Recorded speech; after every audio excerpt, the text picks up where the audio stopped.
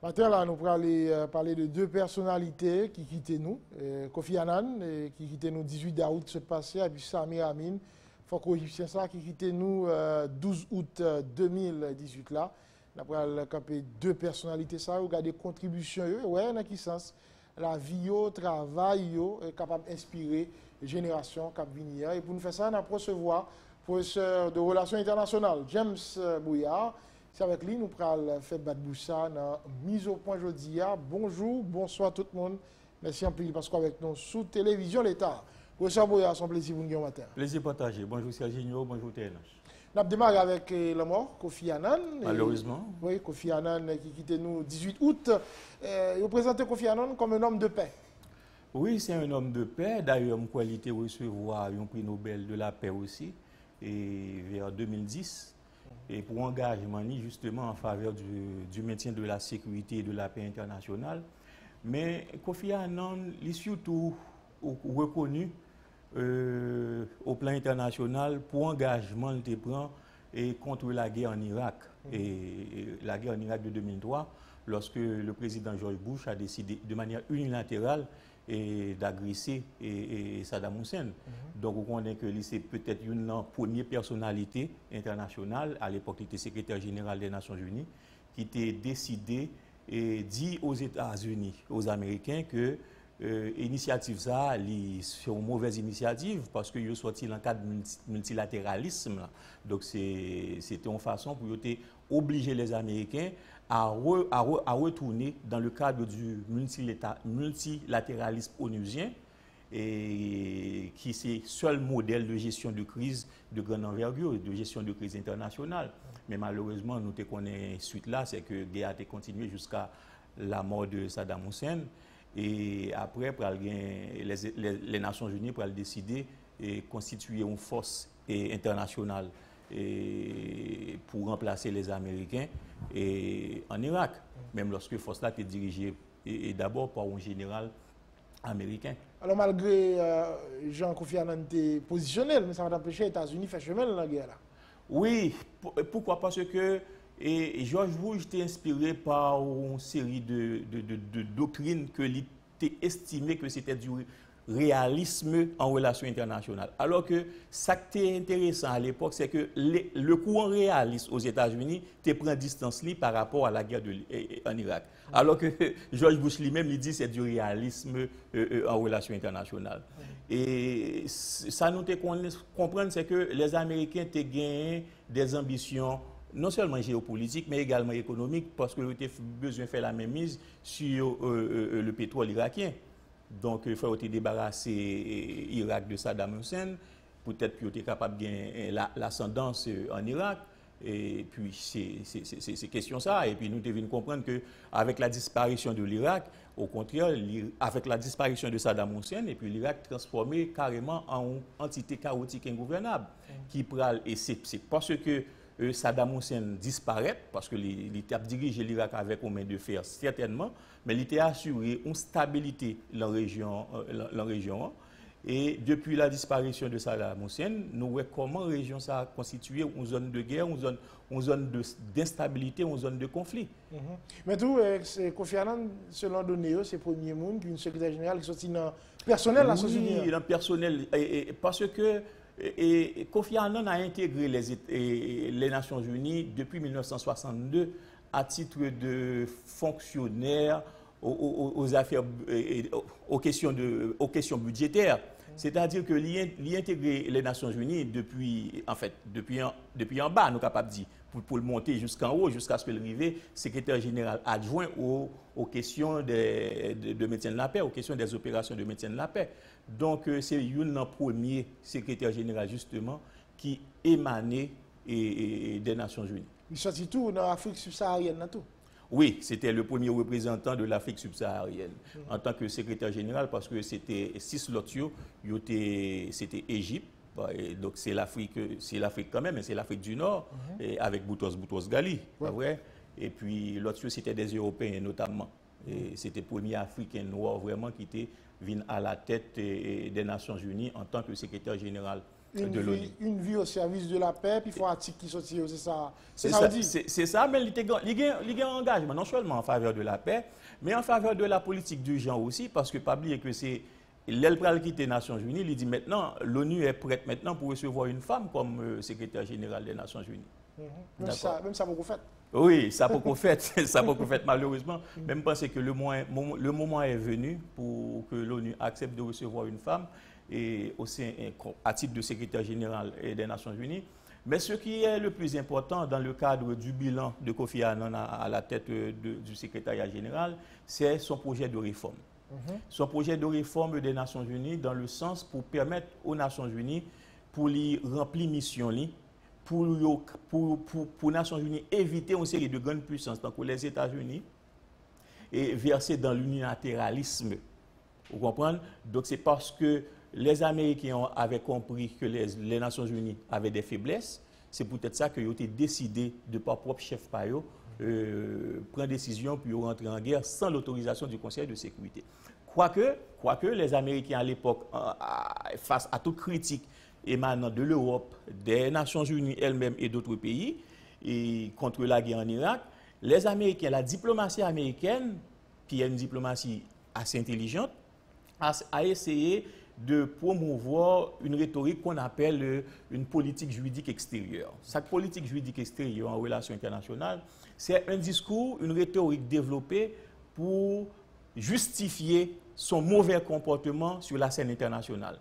C'est une sorte de rhétorique développée pour justifier dans le droit international un mauvais comportement, un soi-disant mauvais comportement. Donc, si vous avez accusé les Américains d'avoir violé la charte des Nations Unies dans l'agression, dans la guerre contre l'Irak, eh bien, le département d'État aux États-Unis fait comprendre que non, au contraire, c'est parce qu'ils ont respecté cette charte-là. Ils n'ont pas violé cette charte-là.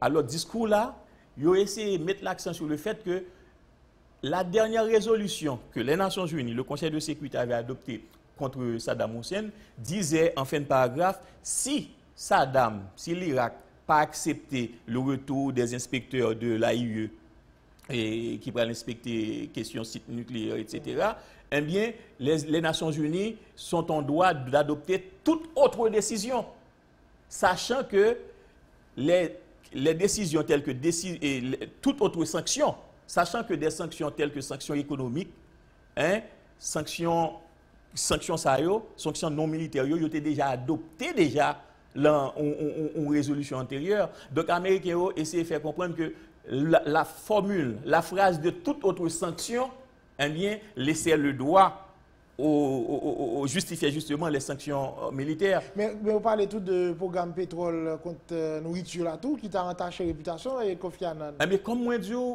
Kofi Annan était campé contre les Américains face à la guerre en Irak. Et puis, il y a des gens qui peuvent essayer de faire comprendre que c'est une façon pour les Américains de prendre revanche par rapport à l'attitude que Kofi Annan a gagnée contre eux. Et les ont impliqués dans le fameux scandale de pétrole contre nourriture. Là. Mais les enquêtes qui ont été menées autour de la question ont attesté que Kofi Annan n'a pas été impliqué dans ce scandale. Mais tout le monde fait comprendre que c'était Américains qui ont joué en sous-table pour essayer de salir la réputation de Kofi Annan à titre de revanche. Mais tout le monde qui a essayé de retourner sur la vie de Kofi Annan, surtout comme ancien secrétaire général des Nations Unies, il a relevé, on dit, incapacité des Nations Unies pour éviter le génocide Tutsi dans Rwanda et pendant que le secrétaire général. Alors, l'hypothèse que le secrétaire général, il était secrétaire général adjoint, c'est vrai que le secrétaire général adjoint au médecin de la paix. Donc, il était responsable de fait, la fameuse structure DPKO, Department of Peacekeeping Operations, qui occupait de toutes les opérations de médecin de la paix et des Nations Unies et dans le monde. Mais, en tant que secrétaire général adjoint, il n'a pas vraiment pouvoir d'action. C'était le secrétaire général lui-même, donc Boutros Ghali, qui était un pouvoir d'action. Et vous pouvez comprendre que c'est un événement qui va marquer monsieur en pile, l'aile ou incapacité lui-même en tant que secrétaire général adjoint et en tant que incapacité l'ONU lui-même pour éviter le génocide au Rwanda. C'est ça que va l'expliquer, engagement le prendre l'Elvin secrétaire général des Nations Unies pour renforcer les Nations Unies. Et là, elle prend le projet, elle va adopter le projet de réforme des Nations Unies, elle va proposer ce projet de réforme des Nations Unies. Et ça, on ne peut pas comprendre, c'est que ce projet ne concerne pas uniquement le renforcement du Conseil de sécurité. C'est pour cela qu'à chaque fois qu'on parle du projet de réforme des Nations Unies, tout le monde voit le Conseil de sécurité. Mais non, l'humanité est d'abord le renforcement du secrétariat général, parce que lui, il est le secrétaire général. Il comprend que les règles, les articles, les dispositions au sein de la charte conçoit le secrétariat général comme une structure statique qui te gagne seulement comme attribution la gestion des services des conférences internationales, des grandes conférences internationales organisées par les Nations Unies. Lui-même, il vient comprendre que le secrétaire général, là, donc le secrétariat général pourrait jouer un rôle de premier plan dans le maintien de la paix, dans la prévention des conflits. Donc pour cela, il faudrait donner du pouvoir au secrétariat général. Donc, première disposition dans le plan de réforme, il était concerné justement le renforcement du secrétariat général pour permettre au secrétaire général de disposer d'assez de pouvoir pour pouvoir intervenir dans le maintien de la paix, dans la prévention des conflits internationaux. Pour même question Rwanda, pas un épisode moins glorieux pour Kofi Annan? Bon, il n'a pas attribué directement, d'autant plus que l'humanité fait des recommandations que Boutros Ghali pas exécuté, pas accepté, adopté. C'est plus Boutros Ghali qui était entaché par ce scandale. Et je pense que c'est une raison qui fait que les Américains n'avaient pas voulu soutenir le renouvellement du mandat de Kofi Annan à titre de secrétaire général, parce que vous rappelez que le secrétaire général là, il doit à deux mandats, deux mandats de 5 ans, je crois. Donc c'est une raison qui fait Boutros Ghali, après le premier mandat là, il est obligé de passer la maillette là à l'autre secrétaire général qui, heureusement, est venu Kofi Annan. Parfait. Maintenant, en termes de grand chantier, par rapport à ça que les Nations Unies représentées, qui ça nous doit retenir de passage Kofi Annan comme secrétaire général des Nations Unies et qui peut-être aujourd'hui a aidé l'organisation mondiale là et l'autre allure ou bien son implication dans le maintien de la paix. C'est vrai que nous avons deux mauvais épisodes. Ce n'est pas seulement l'épisode rwandais, mais nous avons également la guerre en Kosovo, la crise en Kosovo. C'est deux mauvais épisodes que l'histoire ou les relations internationales retenues pour expliquer la faiblesse de ce qu'on appelle le multilatéralisme onusien. Heureusement, avec l'accession au poste de secrétariat général de Kofi Annan, les Nations Unies vont devenir une organisation plus active dans le maintien de la paix. À un point que, l'an seule année, les Nations Unies vont déployer presque 16 missions de maintien de la paix dans le monde. 16 missions. Qui fait que le budget qui est affecté au maintien de la paix représentait 70% du budget des Nations Unies. Vous imaginez, 70% du budget des Nations Unies. Pour qui ça? Maintenant, donc, l'IPRAL renforcer les opérations de maintien de la paix parce que l'IPRAL développe une nouvelle doctrine des opérations de maintien de la paix qui va permettre les Nations Unies intervenues non seulement dans alors si n'a pas employé le langage et technique là, la situation en bello, mais il va permettre aux Nations Unies intervenues à la fois dans la situation ad bellum et post bellum. Ad bellum, c'est situation avant conflit a éclaté. En bello, c'est situation conflit a. Et post bellum, c'est situation après conflit a. Donc, il va permettre aux Nations Unies d'intervenir dans les situations ad bellum pour qu'il va développer la diplomatie préventive. La diplomatie préventive, côté depuis des phénomènes, des faits qui sont capables de générer un conflit, eh bien, ils permettent aux Nations Unies d'intervenir et forcer les parties au dialogue. Si c'est par exemple, des fois, c'est des lois, c'est des règles législatives qui excluent une minorité dans le pays qui fait que le conflit a existé.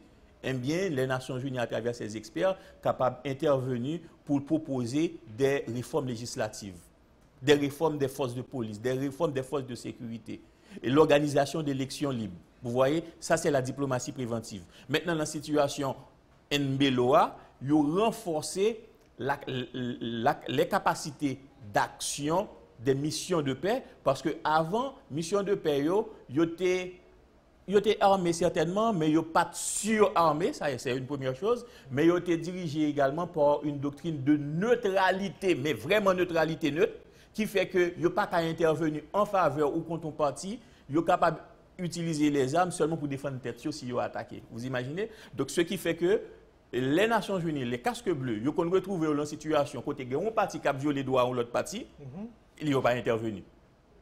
À cause de ce principe de neutralité. Désormais, eh bien, Kofi Annan va passer instruction pour faire et casque bleu comprendre que ils sont supposés intervenir en faveur d'un parti, s'il le faut, dès lors que les droits de cette partie est menacé par une autre partie.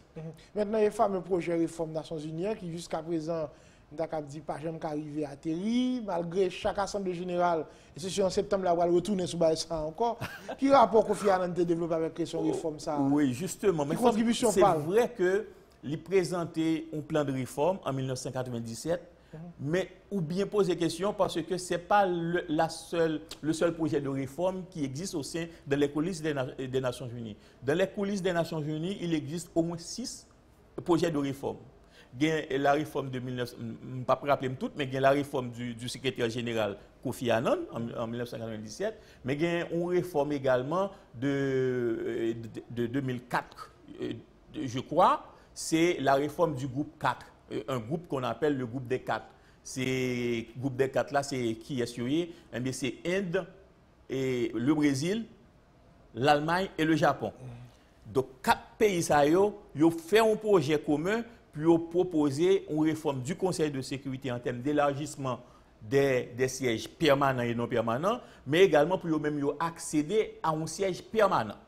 Donc, vous pouvez dire, mais pour ces 4 pays, Inde, Brésil, l'Allemagne et le Japon, qui sont des puissances économiques, et dans les régions respectives, comment faire projet ça n'a pas abouti? Eh bien, tout simplement parce que c'était le projet de 2004, 2007, par exemple, l'autre projet qui va porter le nom, le projet pour le consensus, qui va le présenter par 4 pays, donc pour un groupe 4 encore, qui c'est d'abord, pour région par nous, c'est l'Argentine, le Pakistan, et puis l'Italie et le Mexique.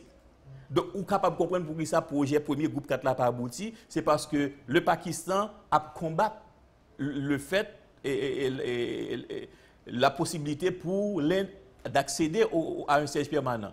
L'Argentine a combattu le fait, la possibilité pour que le Brésil accède à un siège permanent. Vous comprenez? Donc, c'est autant de raisons qui sont capables d'expliquer l'échec ou le non-aboutissement d'un ensemble de projets. Et puis, sans compter que nous avons un projet tout. La dernière en date, c'est le projet franco-britannique qui proposait un siège à l'Afrique du Sud et des sièges semi-permanents, je crois. Des sièges semi-permanents. Nous ne pouvons pas tout négliger, on a parlé de Kofi Annan et que M. te mettait l'Afrique. On nous dit au centre de la scène mondiale. Oui, tout à fait, parce que lorsqu'on a créé les Nations Unies en 1945, il n'existait qu'une 50aine d'États au monde. Et les États africains n'avaient pas encore accédé au statut d'État souverain, c'était des colonies européennes. Donc maintenant, l'Afrique dans son ensemble a accédé à l'indépendance. Nous avons une série de nouveaux États qui accèdent à l'indépendance, d'accord? Mais les Nations Unies n'ont pas jamais réformé tête en termes de représentativité. Donc, ce qui fait que jusqu'à présent, les Nations Unies n'est pas représentative de l'ensemble de la planète, qui fait que il y a seulement 3 continents sur 5 qui sont représentés au sein du Conseil de sécurité. 3 continents sur 5, c'est l'Europe, l'Amérique et l'Asie. L'Asie à travers la Chine. Mais c'est seulement 2 civilisations sur 5 qui sont représentées au sein du Conseil de sécurité. 2 civilisations sur 5. Pourquoi? Parce que c'est la civilisation occidentale, d'accord, représentée par l'Europe et l'Amérique, et c'est la civilisation asiatique.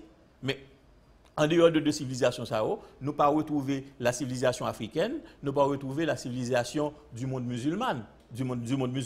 Donc, ce qui fait que il y a une nécessité pour réformer les Nations Unies de manière à permettre à cette organisation d'être plus représentative de l'ensemble de l'humanité. Alors, son vrai perte, on dit pour l'Afrique et pour la diplomatie de manière générale, la mort de Kofi Annan. Oui, pourquoi? Parce que même après avoir laissé son poste de secrétaire général, à la fin de son mandat, il a été nommé à la tête ou membre de plusieurs organisations internationales, dont des organisations régionales africaines. Donc, il a toujours considéré Kofi Annan tant qu'une haute personnalité politique et Kofi Annan était impliqué en pile et la question de bon office, la question de médiation d'un ensemble de crises, y compris sur le territoire africain. Donc c'est une grande perte pour l'Afrique, et pas pour l'Afrique seulement, pour le monde. Parce que depuis annoncé la mort de Kofi Annan, 18 août qui se passait, c'est un pile hommage, un pile personnalité qui salué mémoire Kofi Annan, Angela Merkel, Vladimir Poutine, Theresa May, Emmanuel Macron, ancien président Bill Clinton, ancien président Barack Obama, un pile responsable dans notre pays, notamment les pays africains. Il a rappelé conviction, monsieur, il a rappelé courage, il a rappelé sagesse. Tout à fait. C'était un diplomate complet. C'était un diplomate complet. Il était le sens du dialogue, le sens de la négociation. D'accord? Et puis il était fait passer négociation au premier plan. Et avant de nous entrer dans la question de conflit, parce qu'il était impliqué dans les questions de réduction des armes de destruction massive. Donc, et ce n'est pas le dialogue, ce n'est pas la négociation qu'il y est arrivé à atteindre autant d'objectifs qui permettent maintenant aux relations internationales d'être démilitarisées. C'est grâce à Kofi Annan, à l'action de Kofi Annan, à titre de secrétaire général des Nations Unies. Et on nous dit là, le président Jovenel Moïse, dans le tweet, tout, saluer le départ de Kofi Annan. Alors, rapport Haïti était développé à Kofi Annan pendant le secrétaire général? Je ne sais pas si nous avons développé un rapport particulier, ou bien si la diplomatie haïtienne avait compris la nécessité de jouer cette carte-là pour bénéficier davantage de responsabilités au sein des Nations Unies. Parce qu'il faut nous comprendre que Haïti, c'est un rare pays qui est sous-représenté au sein des Nations Unies. Ah bon? Oui, sous-représenté. C'est-à-dire qu'il ne suffit pas à un pays d'avoir un ambassadeur aux Nations Unies pour être représenté. Il faudrait que des citoyens de ce pays puissent accéder à des postes de responsabilité au sein de toutes les structures, de tous les organes de cette organisation, ce qui n'est pas le cas pour Haïti.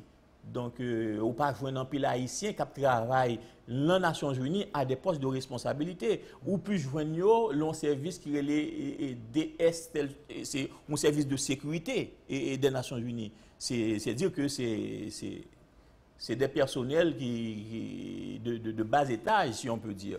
Nous pas joindre des Haïtiens vraiment des représentants du secrétaire général dans des missions de paix ou encore qui sont des responsables ou des présidents d'un ensemble d'organes ou de sous-organes au sein des Nations Unies. Il y a des gens qui veut dire qu'il faut que la poursuite du combat est pour la paix, et l'État doit à l'ordre du jour. Et par rapport avec ça, et valeur, que même que le gentleman Annan, vous comprenez. Ok, tout à fait, c'est le cas de le dire, c'est vrai, c'est Kofi Annan. Comme moi, je dis, c'est un diplomate accompli.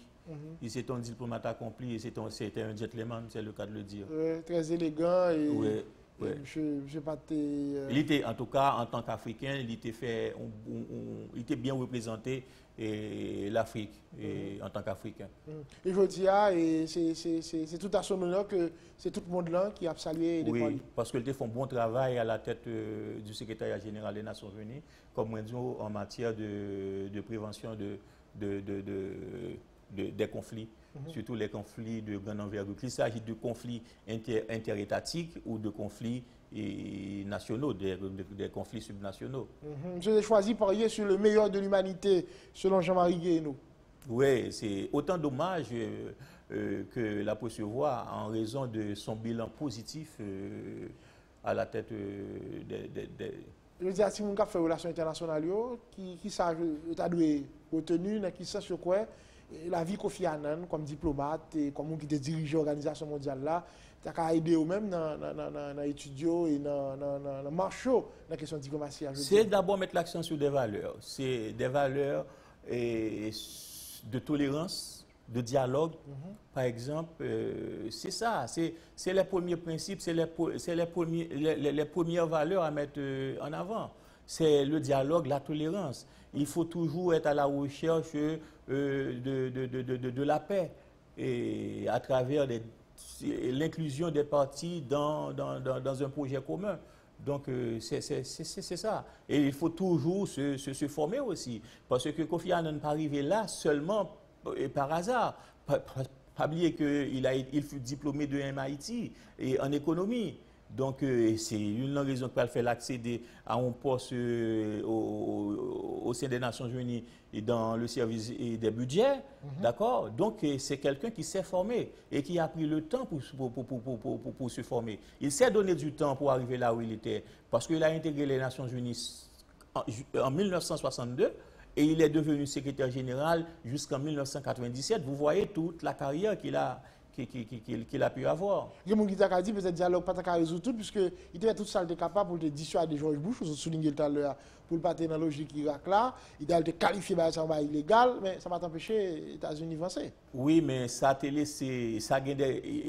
eu des impacts positifs aussi sur les relations internationales, sur la réforme du multilatéralisme onusien, et c'est depuis lors que la nouvelle administration qui a pris la place à Washington et a changé de posture aussi. C'est grâce aux recommandations et à l'action de Kofi Annan un peu.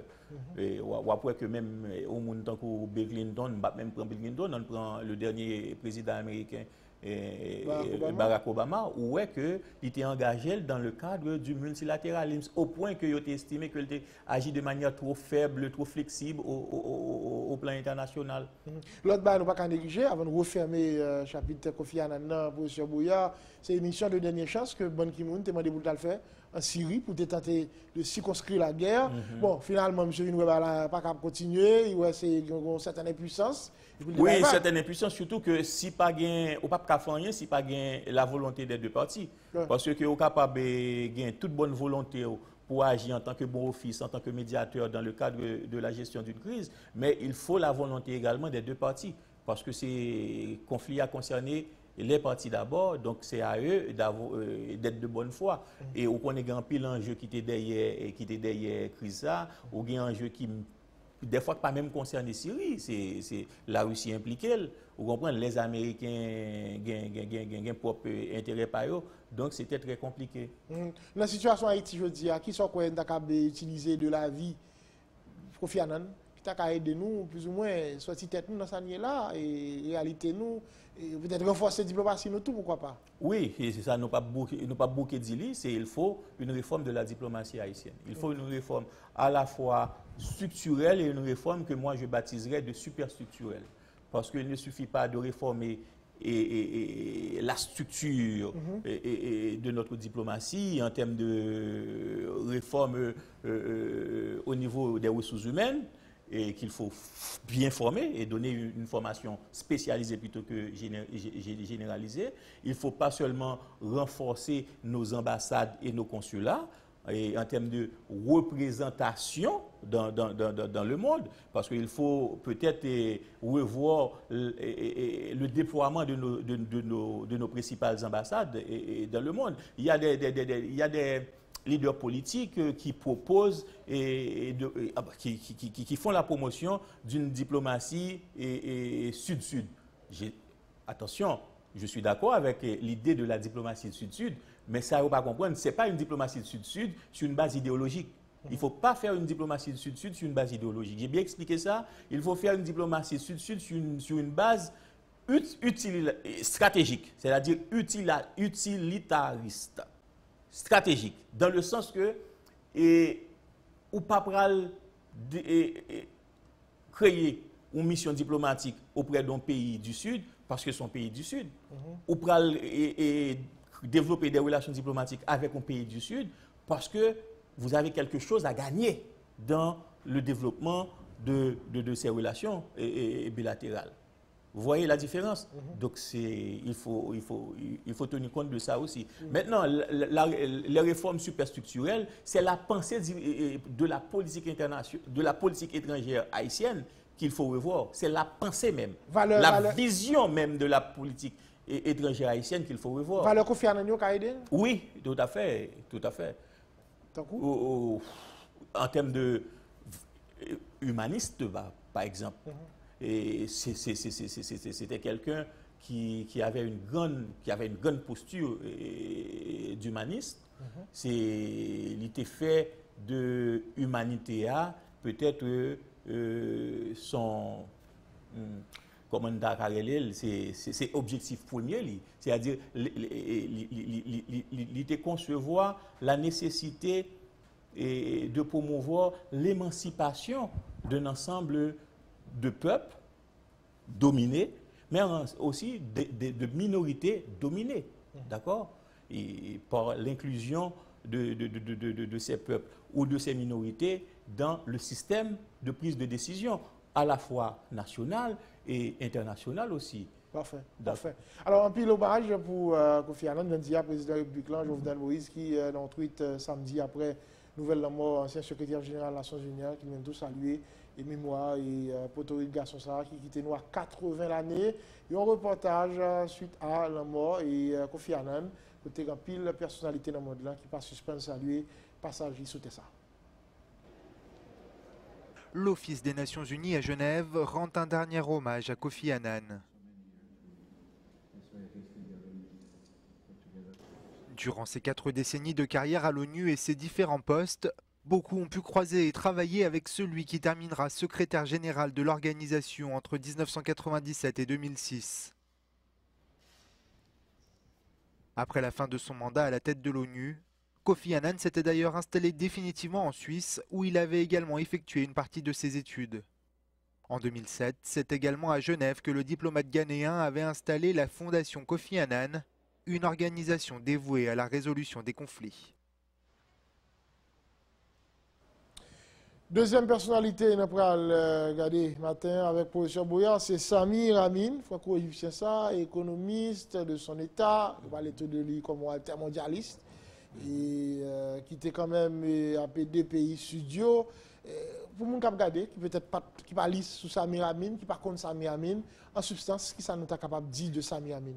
Oh, je pense que c'est peut-être un auteur, un penseur étranger qui est très connu au niveau des universités en Haïti, au niveau des étudiants. Et pour qui ça? Parce que nous avons tendance, les nous jeunes étudiants, pour nous développer une posture très marxiste. Donc, ce qui fait tout généralement. Généralement. Ça va empêcher que nous ne pas. Oui, parce que Samir Amin, c'est, comme on dit, c'est un franco-égyptien, d'abord, qui a une formation de sciences politiques, parce qu'il a intégré Sciences Po à Paris, et puis il a fait également des études en sciences économiques, il est diplômé en économie, et puis il a enseigné l'économie aussi à l'université Paris 8 en France, et à l'université Dakar au Sénégal. Donc c'est un grand enseignant, un gros professeur d'économie, mais c'est surtout, Samir Amin est reconnu comme étant un grand penseur néo-marxiste dans le sens qu'il a été à la base même de toute une théorie, c'est la théorie du développement inégal. D'ailleurs, il a publié un ouvrage qui porte le titre, et le développement inégal en 1973. Samir Amin, on peut regarder monsieur comme qui était très critique du système économique mondial. D'ailleurs, on songeait engagement monsieur en faveur des pays du tiers-monde. Bon, c'est pas seulement du système économique mondial, c'est du modèle de développement, ce qu'on appelle le développementaliste occidental. Il est effectivement parmi les premiers critiques du système de développement, du modèle de développement et prôné par l'Occident vis-à-vis du tiers-monde, parce qu'il faut nous changer que depuis à la fin, par exemple, de la période de décolonisation, on apprend fin années 50, 60 par exemple, l'Occident qui vient remarquer que les catégories pays, les nouvelles catégories de pays qui ont accédé à l'indépendance, ont un retard de développement par rapport à l'Occident. Donc, il faut concevoir le retard de développement ça comme quoi que c'est parce que les pays n'ont pas accepté les postulats du monde occidental. Quels sont ces postulats? Le postulat de la modernisation institutionnelle en s'alignant sur le modèle européen, sur le modèle occidental de l'organisation des institutions sur une base, par exemple, transparence, par exemple, et sur une base démocratique, par exemple. Et puis, il faut remarquer également que les pays ne sont pas très ouverts à l'économie de marché. Donc, ce qui fait que ils viennent proposer un modèle de développement qui conjugue à la fois le libéralisme économique et le libéralisme politique. D'accord? C'est pour ça que on va les thèses occidentaux, ils vont les fonder sur, par exemple, sur l'ouvrage de Whitman, Whitman, Wousto, les étapes de la croissance, qui dit que si le pays tiers-monde veut développer, il y a 5 étapes pour suivre, pour accéder à l'économie de marché, à l'industrialisation. Maintenant, Krekoff n'a parlé de Samir Amin. Il fait partie d'un groupe de penseurs du Sud, à côté de André Gunther Frank, à côté de l'autre penseur qui fut d'ailleurs président du Brésil, n'a parlé de Henrique Fernando Cardoso, par exemple, qui a écrit un ouvrage Dépendance et développement en Amérique latine depuis 1960. Tout monsieur Sayo, il a fondé la thèse de la dépendance. C'est quoi la thèse de la dépendance? C'est de dire que l'Occident a dit pour développer tout, il faut ouvrir marché, il faut ouvrir l'économie. Alors que ils fait comprendre que, au contraire, si nous sous-développons, c'est parce que faute la vie sous, c'est parce que vous-même vous exploitez nous à travers ce qu'on appelle la détérioration du terme de l'échange, à travers l'exploitation économique, parce que l'Occident a la maîtrise, le contrôle des structures du marché extérieur. Donc, meilleure façon pour nous développer, c'est pour ne pas faire affaire avant, c'est pour suspendre, exploiter nous. C'était thèse qui était à la base justement de cette théorie de la dépendance et que même la théorie du développement inégal que Samir Amin va développer. Donc, ce qui fait que sur la base de ces deux thèses, la théorie de la dépendance, la théorie du développement inégal, on va gagner la CEPAL, c'est la Commission économique pour l'Amérique latine et de la Caraïbe. C'est un organisme, une commission que les Nations Unies ont créée pour soutenir le développement des États de la région latino-américaine et de la Caraïbe. La CEPAL pourra hériter justement des thèses des principes de ces deux thèses. Pour qui ça? Parce que l'Ibral dit tête li, au lieu pour nous faire économie pour nous faire affaire avec l'Occident, pour nous tomber acheter l'Amérique Occident, on crée propre industrie là. Mais pour qui ça que la CEPAL pourra orienter en faveur de la stratégie d'industrialisation par substitution des importations. Vous voyez? Parce qu'il y a deux stratégies d'industrialisation qui sont mises en œuvre en faveur du développement des États du Sud. Il y a la stratégie d'industrialisation de substitution des importations.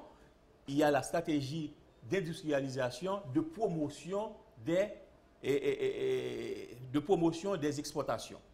Il y a même la CEPAL, qui regroupe des représentants et des penseurs de l'Amérique latine. Il a choisi la première stratégie. Quand il a dit il a limiter le plus possible les importations qui permettent de créer des industries qui peuvent subvenir à propres besoins. C'est ça que fait le Brésil développer autant. Parce que le Brésil est obligé de créer des industries qui peuvent exploiter matière première et qui va transformer matière première. Vous voyez? Donc c'est ça qui va le faire. Alors que il y a des pays qui échouent dans la stratégie, ça certainement, pour dire ça parce que ils ont mal géré les projets d'industrialisation en termes de finances, hein, ils ont mal géré, mais le Brésil a réussi.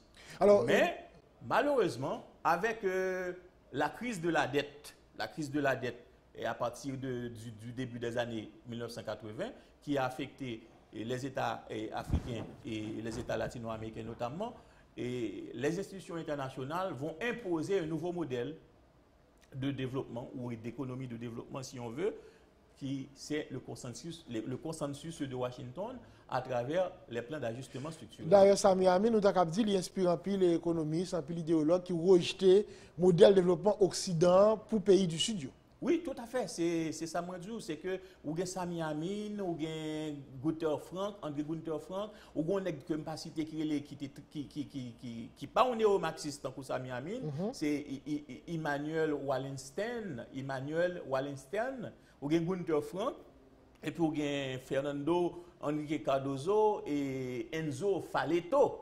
Oh, d'accord? C'est les vrais penseurs critiques du modèle économique, du modèle de développement de l'Occident, qui proposait, et au contraire, proposait un modèle alternatif de développement. Est-ce que la réflexion de M. Atout allait dans le sens pour un monde plus solidaire?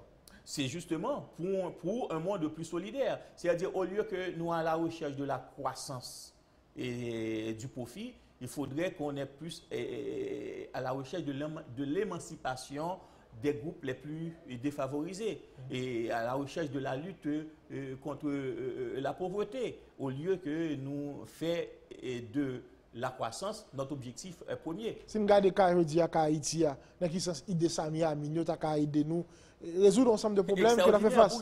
Pour ça, rappelons comme nous qu'avec la crise de la dette, et les institutions internationales et soutenues par les Américains et notamment ont imposé aux États du Sud le consensus de Washington qui accèle sur la privatisation, l'ouverture des marchés, donc qui accèle sur des principes néolibéraux. Pas vrai?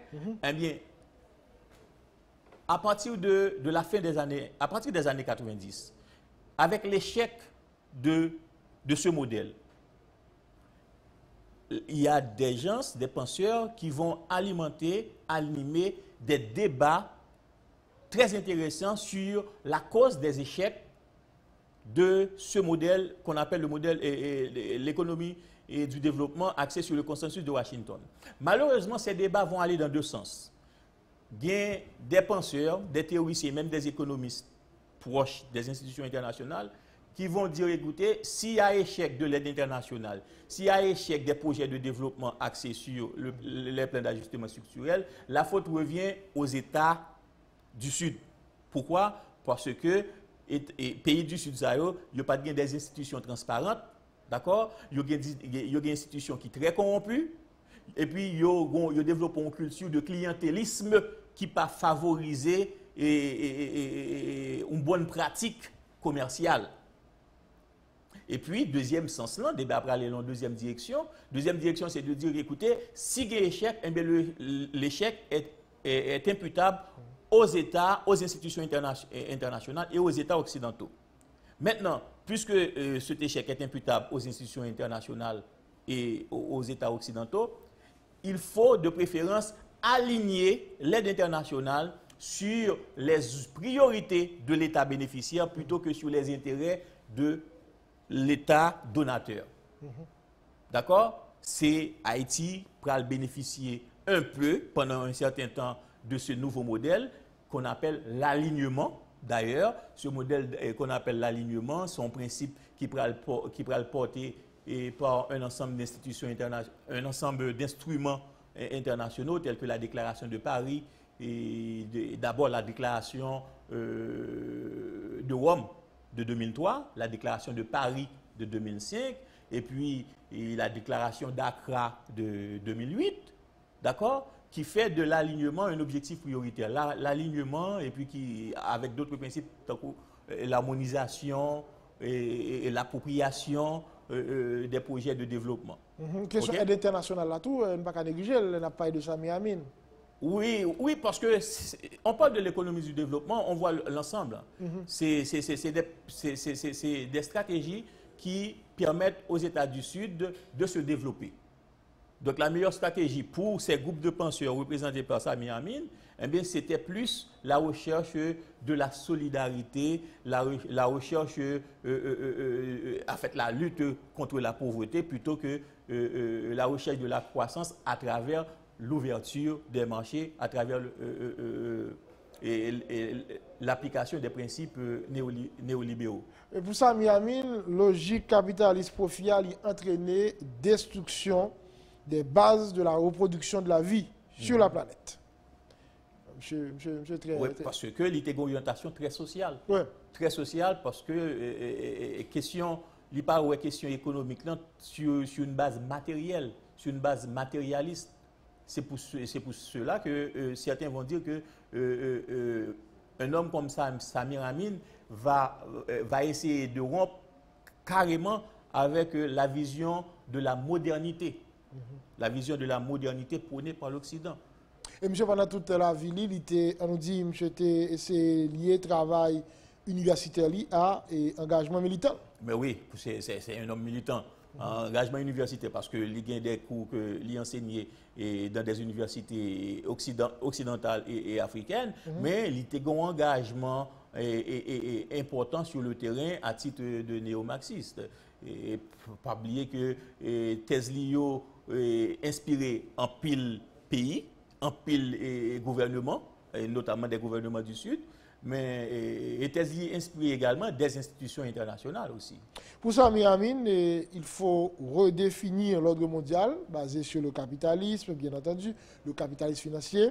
Pour lui-même, il faut supprimer des institutions telles que l'OMC, telles que le FMI et la Banque mondiale. Parce que radical parce qu'elle considère ces institutions comme étant des piliers du capitalisme prédateur, le capitalisme prédateur de l'Occident.